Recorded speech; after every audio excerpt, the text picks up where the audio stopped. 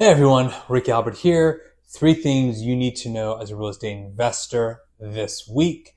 So number one, in the news, latest UCLA report came out that people's quality of life based off a survey is actually at one of its lowest points, and they cite housing as one of the reasons.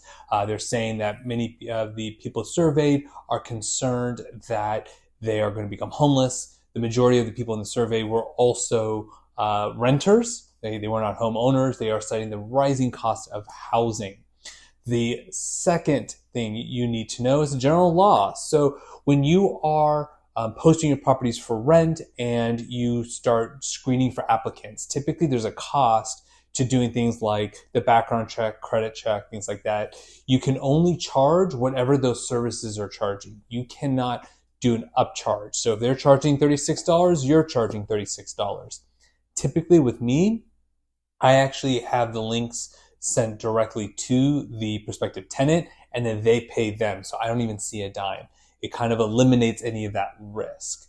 And then the third thing is just a general tip. It's really important that you do equity reviews on your properties. An equity review is effectively looking every year and saying, this is what my property's worth. Here's what my loan amount is. Here, if I were to sell, here's where I'd be. What could I do with that money, if it makes sense to sell or not? You could also take a look at rents, all those things. These are things I do with my clients. I try to do them on a yearly basis. If you're interested in doing one, feel free to DM me. I'm happy to do it. It's just good to see where you stand as far as your net worth. It's just like when you review your tax returns every year. You have your yearly physical, all kind of the same concept. Especially true if you ever get a vacant unit.